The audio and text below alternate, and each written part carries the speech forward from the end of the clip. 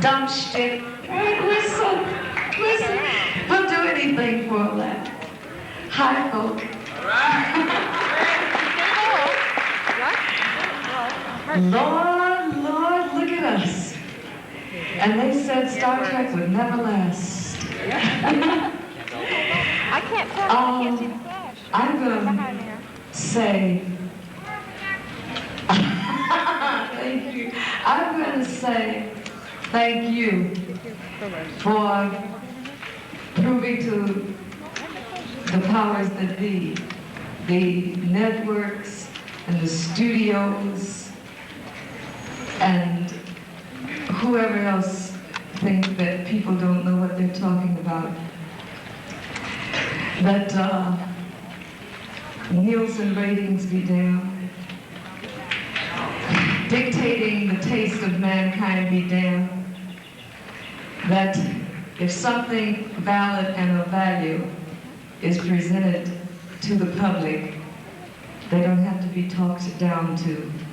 And if something of value that is valid is presented on the finest media that we have this day, television, that there's a public out there who will not be talked down to and will not be educated down to, that we have minds of our own. And I want to thank you for making it possible that Star Trek lives. Do you think that social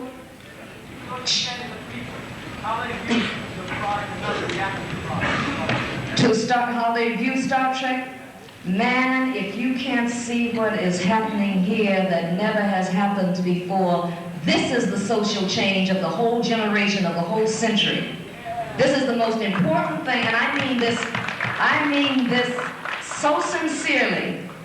A television series in our time and age has the most profound effect and the most positive effect on mankind of the whole century at a time when everybody was afraid some nut was going to push the button and everything was going to go boom.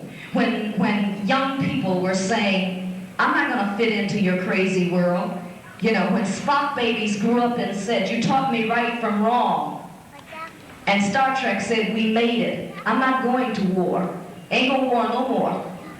When people start saying, I'm going to respect people because of their differences, not in spite of them. When the people started saying that mankind is worthy and is noble, and we are not base by nature. We are not born in sin. We're born to elevate ourselves and to be noble and to reach that nobility. And Star Trek said, we made it. That's the social change. And that's what I think.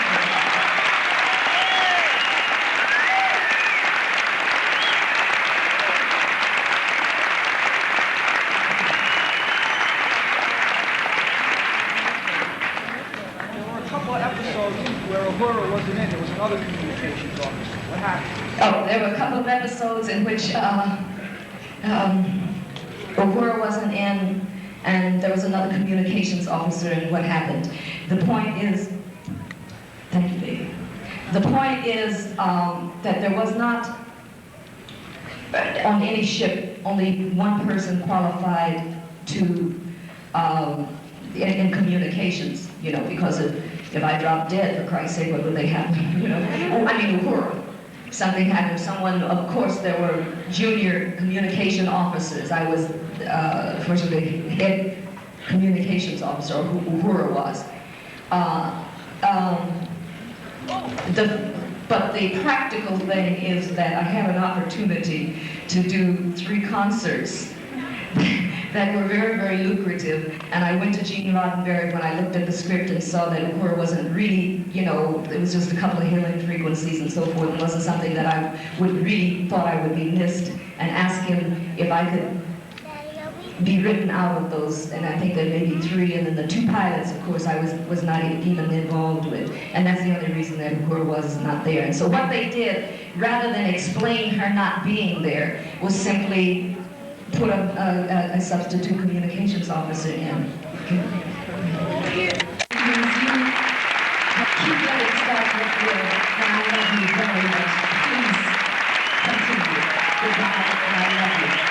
Goodbye, I love you.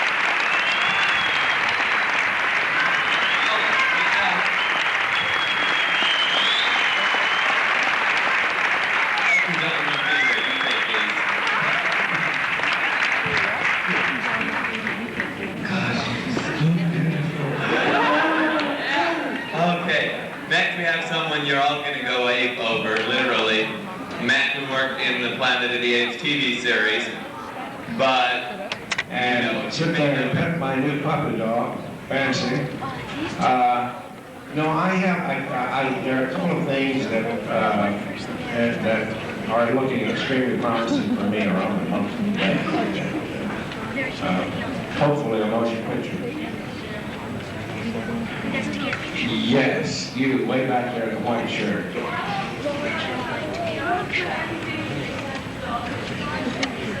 So, yes, you.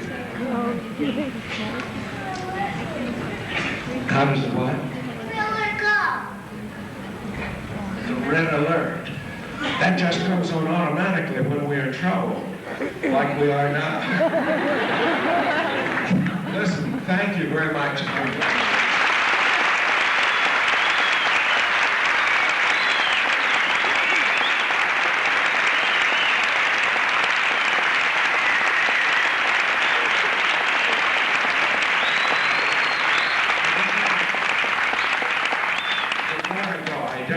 Something sincerely. I think you are a super group of people. I have had the opportunity over the past year to meet a number of you, and I am tremendously impressed with you, and I want you to know that. And I have a little poem that I want to leave you with. May a butterfly bring you the dew from a rose and sprinkle it softly in a mist on your nose.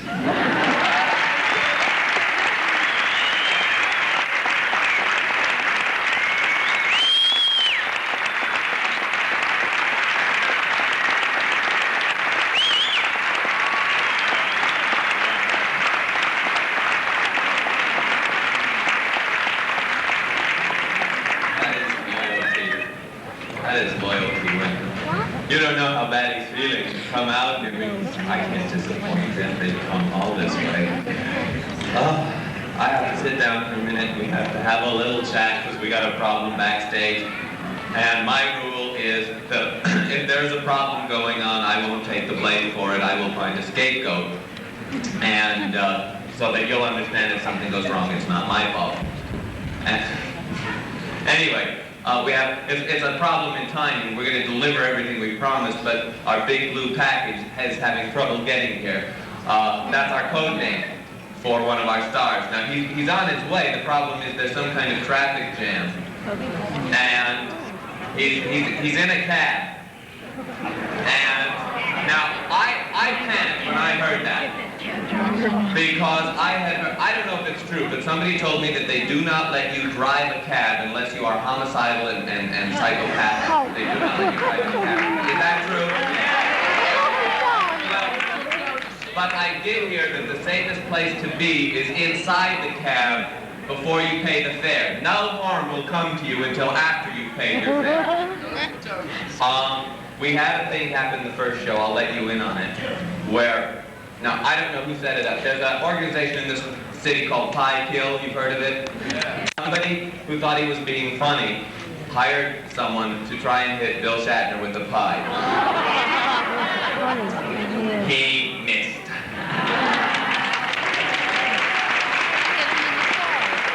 Even so, we had a very few nervous moments there trying to save his life, and a very few nervous moments after wondering if we should bother.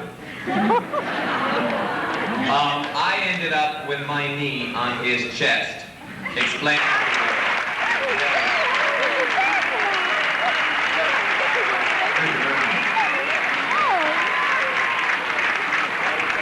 Thank you. I'm a little bit late because the hovercraft that was supposed to pick me up didn't find me and had the wrong coordinates or something. But I'm here and I'm delighted to be here with you. You been having a good time? Who have asked me from time to time about, constantly as a matter of fact, how I feel about Star Trek these days and Mr. Spock, and aren't you sick of hearing about it, and aren't you sick of it being connected with the character? And the answer is absolutely no. I'm delighted with the show and with the character. And if there's any further question in your mind, it is true I have written a recent book, published a recent book called I Am Not Spock. And Some of you may have read it. For those of you who haven't, you have to read it to understand what the title is about. But I will help you because I have a copy here. I'd like to read a little bit from it for you so you understand what that title really means. I believe the title is nothing more than a statement of fact.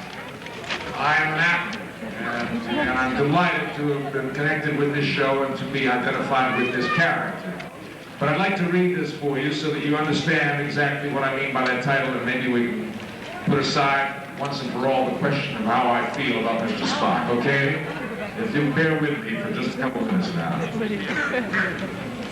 Hold it for just a couple minutes, will you, while I do this, okay? It's a little difficult.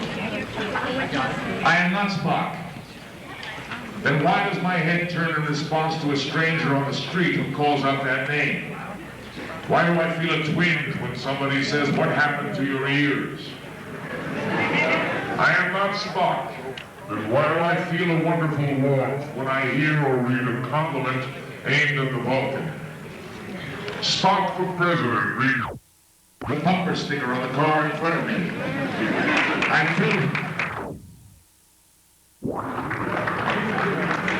I'm filled with pride, and I smile. I'm not Spock, but if I'm not, who is? And if I'm not Spock, then who am I? I am not Spock, but I'm close to him. Closer than anyone. How much closer can two people be than to stand in the same body and occupy the same space? I like being Spock, but I like myself too. I like to be independent of him. Me, independent. I try very hard, but it's tough. Sometimes I think I've done it. Sometimes I work very hard at doing my things, thinking my thoughts, to be me, Leonard Nimoy. And sometimes I think I've got it made. Then I'll get on an airplane and somebody will flash me a Vulcan salute.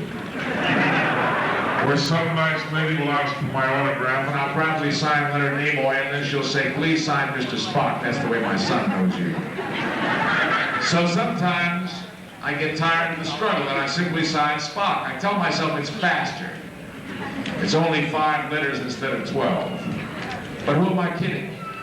No one. I do it because the look in this particular child's eyes says, "I love you, Mr. Spock." And I know that if I sign any other name, 2 people would be cheated. The child and Spock. And I can't do that. I don't want to hurt that child. And I must be fair to the Vulcan. I think he would do the same for me. I am not Spock, but given the choice, if I had to be someone else, I would be Spock.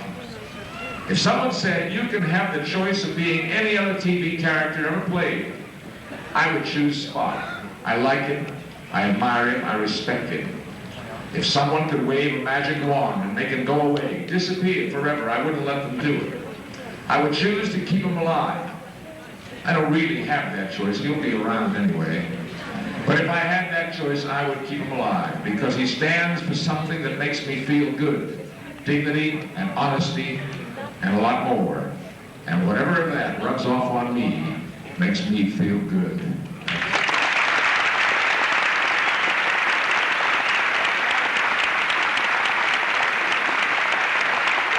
Her hand into the proper position. She held it in her lap, covered by the other hand, you see. Where you couldn't see it. And when I stuck my hand up, she stuck her hand up. So that's how we got it done. That's how it got started in the show. Yes, sir. Favorite episode? Okay, I'll name some names. We don't have time to go into all of it. Certainly that was one of my favorites, Amok Time. I'll name some names for you, for those of you who are Inuit enough to know the titles. The Menagerie, the 2-part that we did, was a great episode. There was a script written by Harlan Ellison, which won the Hugo Award, City on the Edge of Forever. And I thought not only was it a wonderful script, but it was very well produced, directed, and I thought that for me, that was one of Bill Shatner's finest performances. It was very wonderful, that show. And let's see, This Side of Paradise was a wonderful show. For me, I enjoyed doing that. What? Yeah. Let's see, Devil in the Dark. Yes, excellent show by the late Gene Cooley. Excellent, excellent choices. Those are some of my favorites, yes. How does Spock feel about dribbles? How does Spock feel about dribbles? In what sense? I mean, must I have a feeling about it? Spock doesn't have feelings. Really? I'm surprised you asked a question like that. Oh, yes, thank you very much. That's very kind. I appreciate that. Okay. I'll keep them. Thank you. Okay, yes, over here.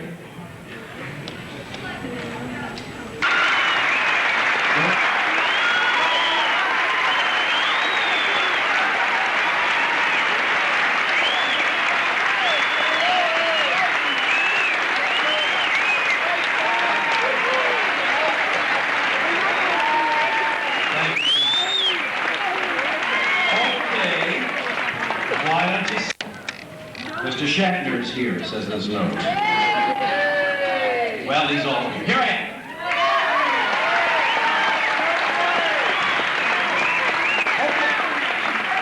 Okay. Sit down. Spent 20 minutes asking you to sit down. Okay. Question. You in the picture. Jack your hand up. Good. Nice loud voice so I can hear you.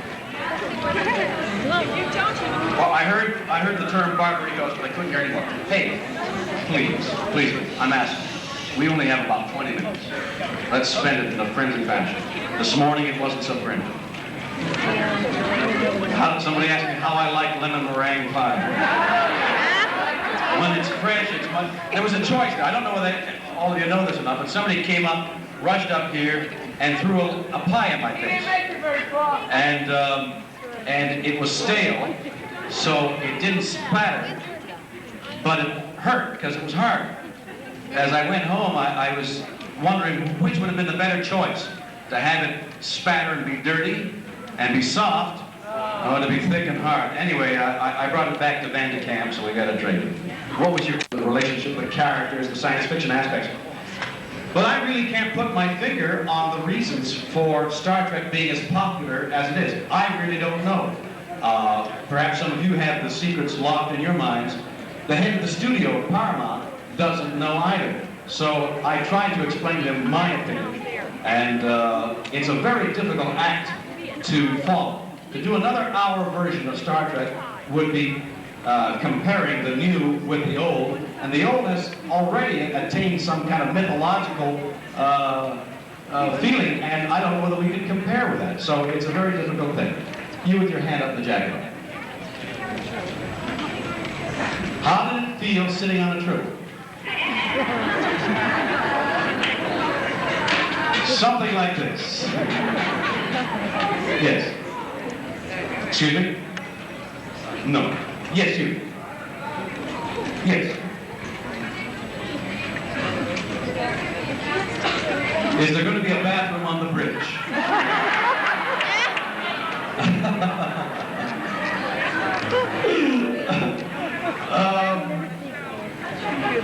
I was on a Lear jet once, and I said, "Where's the bathroom?" And they said, "You're sitting on it." Apparently, Mr. Lear, Bill Lear, who had invented this jet plane, realized the necessity for a bathroom. So there are like 4 or 5 seats in this little cabin. And he invented a little device. The seat opens up, and there's a little curtain. So if you really had a problem while riding in a Lear jet, you'd have to say, "Excuse me, whip this bathroom curtain around." And hopefully disappear from you. Well, actually, that's what it's like on the bridge. How tall are you, and what's your birthday? How tall am I, and what's my birthday? I am 5'11" and a half, and my birthday is March 22nd. Yes.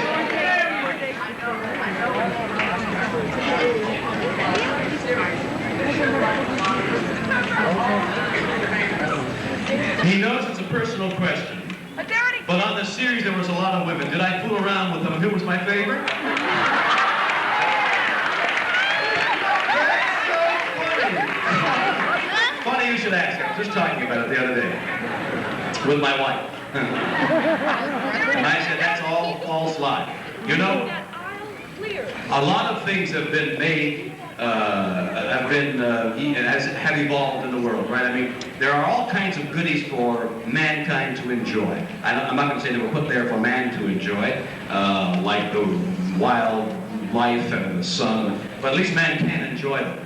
But I think chief among them are pretty girls. And yay for pretty girls. 2 people clap. That means either there's a dearth of pretty girls or everybody's embarrassed. And I think pretty girls are a boon to mankind. And woe betide those who stand in my way. The actresses, in actual fact, if you want me to really disappoint you, the actresses who play in theater actually, in the lively arts, are very dedicated, ambitious girls, and they don't really the glamour that you're thinking about, the collision in space between man and woman doesn't really take place. What happens is the girl comes in the morning, she's got pin curls in her hair, and up to that point, when she's sitting in the chair, I have seen first assistants come in, look at the actress that's being made up and say, where is the actress? You know, she's so unrecognizable as the person that she finally emerges. They're very much like a caterpillar and a butterfly. They come in immersed in a cocoon of hair nets and white complexion creams, and then they emerge from the makeup room and the wardrobe room beautiful, untouchably beautiful. And then, through the day, they gradually disintegrate. And in the evenings, when our beards have grown up, we haven't used an electric razor and we're falling apart, they don't look too good on it. No, actually, they're very pretty. And just nothing much happens, that's all. Yes, coming. I want to tell you it's been a privilege for me to be. Goodbye.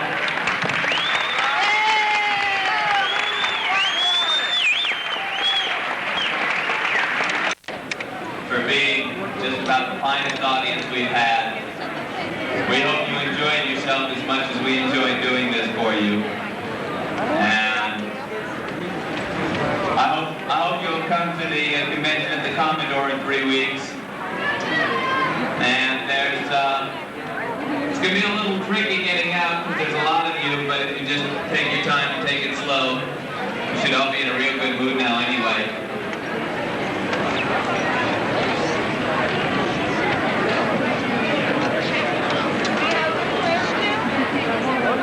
Thank you all very, very much. Thank you.